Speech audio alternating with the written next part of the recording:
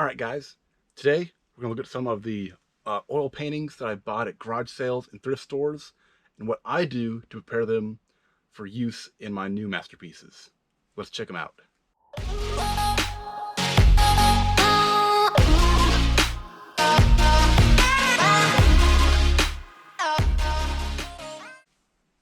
So I've encountered about three types of categories that the paintings will come in that I find at garage sales and thrift stores.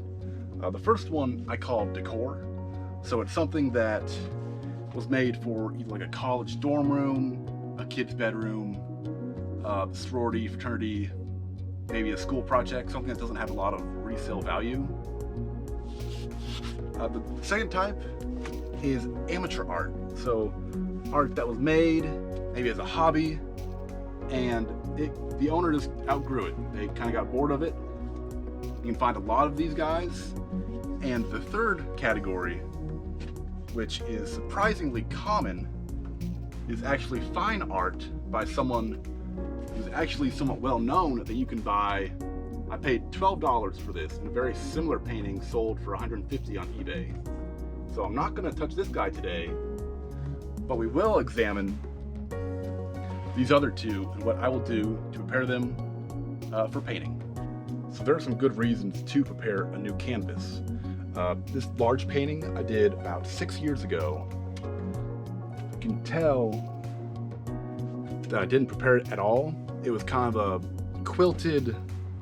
just a quilted scene, and it has all these old ridges and bumps and paint lines, and it's very visible on top of the new oil paint.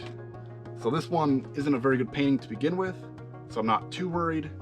But for a lot of my better works, I want to go ahead and prepare the canvas the best I can so that the finished product is as good as it can be. So although this one looks busy with the paint lines, it's actually very flat. We don't have a lot of paint ridges or anything like that. So this one is ready to be pre-coated. But with our Pelican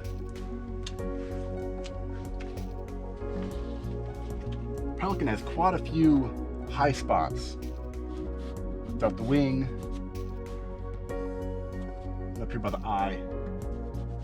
So I want to break out the sanding table, and I'll show you how to sand them down and get them ready for that pre-coat paint. So we have our Pelican ready to go. This one has these nice clips that clip it to the frame. Pop these off.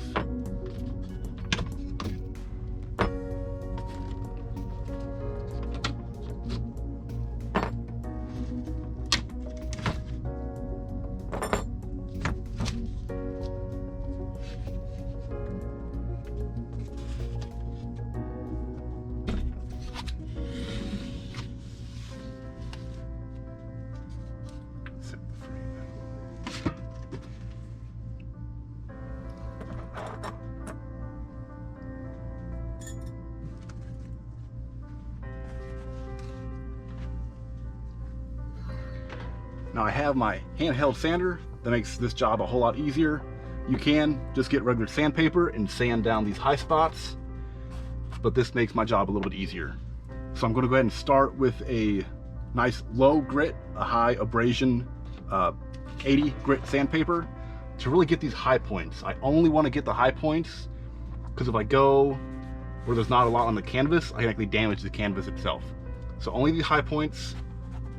And of course you have to have your mask because you do not want to be breathing all these particulates that come off this painting.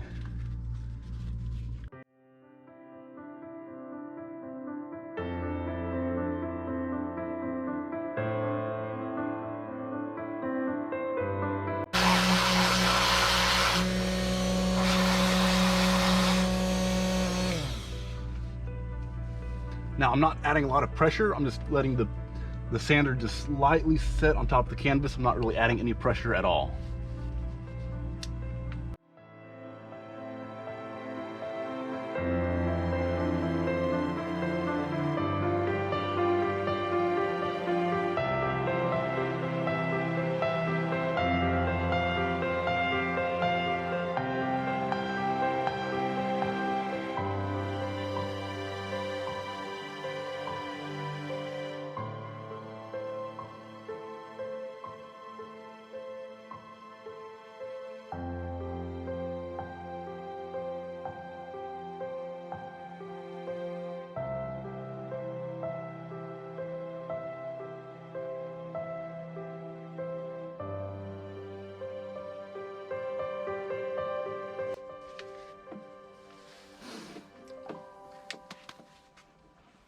Now that most of the high points are down, I'm gonna switch to a finer grit. I think I'm gonna go with 220 and do a nice kind of final, just quick run through of the whole painting to kind of just get any little high points that are left that I can't really see, just knock those down. So quick run through with the 220, switch these out.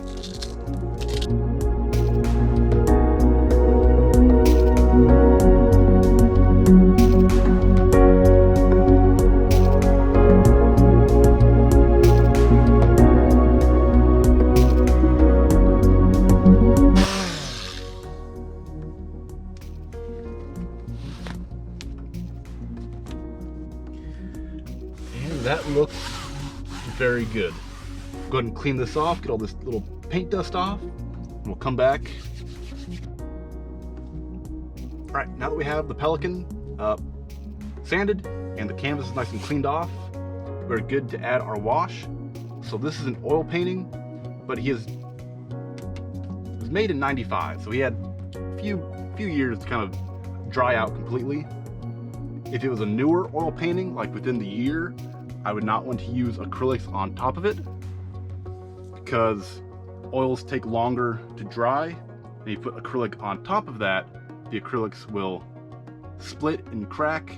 Then the oil paints on top of that will split and crack and your painting just won't look good. But because this has had plenty of time to dry, I can add a nice diluted acrylic glaze almost to the top of it. And I'm cool with the nice tinted burnt umber, because this isn't too contrasting. Like with our Purple Dream, I'm probably gonna go with something a little darker to cover up that contrast. But this guy, we're gonna try a slightly diluted acrylic glaze over the top, and we'll see how it goes.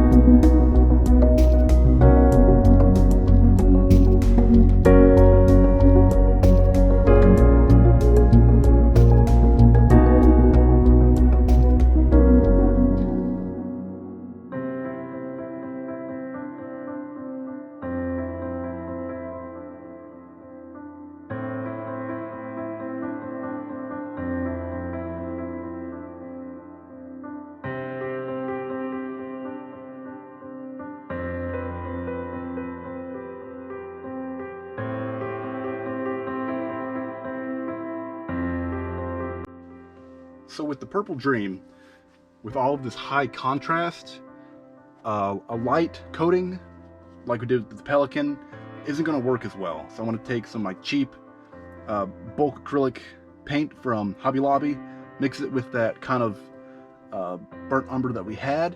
So hopefully it's a nice darker tint that'll cover this up. Probably not as much water though.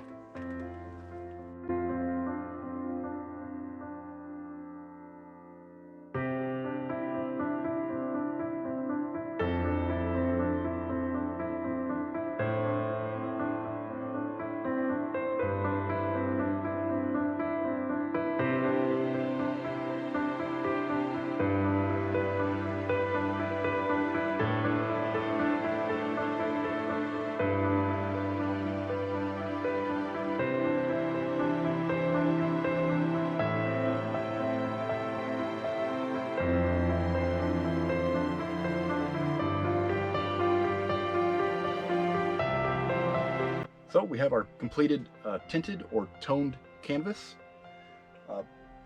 A lot of artists will tone or tint their canvas kind of this color, even their brand new canvases that are white, because you don't want to be doing a nice fancy oil painting then have those little white specks of the canvas show through, because the canvas is woven, it has high and low points. Some of those low points don't always get the paint in them, and that little white piece of canvas can kind of shine through, and it's very distracting if you're starting to look for those. So doing a nice kind of earthy tone or a darker tone, a lot of those white specks, well, they're gone, so you don't have to worry about it. I can already hear some people saying, well, you took a fantastic piece of art and you ruined it. Well, I didn't ruin it, I repurposed it. So when I'm at these thrift stores, I'm not looking for their gallery pieces up on the wall. I'm looking for their kind of tucked away in a box behind a case of how to use your Windows 98 software. That's what I'm looking for. The stuff that's kind of no one is going to buy. I don't think they're looking at a abstract pelican and thinking I have to have that. Maybe they were, but it was there for them to buy and they didn't pick it up. I know, especially where I'm at, a lot of the canvas is expensive, especially some of these larger pieces. I would not suggest going through the kind of the process of sanding and toning anything smaller than a 16 by 20. You can get 5 of those for $10 at Hobby Lobby or Michael's. But any of the larger canvases like these guys, it's a wise investment to go ahead and get the cheaper ones, do the work, sanding, priming, toning, and tinting, and you'll be very happy with the results. Almost all of your professional painters will do some type of toning to the canvas.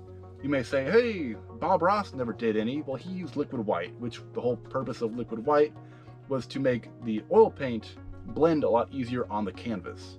Since he only had a half hour, 23 minutes to make a completed masterpiece oil painting, he used liquid white and he didn't have to tint. Occasionally he would go with a black canvas for kind of a nighttime scene, but a lot of your more professional artists will go ahead and tint the canvas. And if you'll notice on my Lakeside Storm tutorial or time lapse, I went ahead and used a black tinted canvas off of a thrift store painting. So I think I'm going to use this one for my next painting tutorial or time lapse. I think I'm going to add one more coat. I kind of got this kind of weird little light spot in them. And that was all on me. I picked the wrong brush. But I'm going to go ahead and keep the same color tone. Then hopefully I'll get the entire process of sketching, then a little more of discussion of while I am painting, not just a 10-second blip of a 5-hour long oil painting session. So until then, thank you for watching. I appreciate it.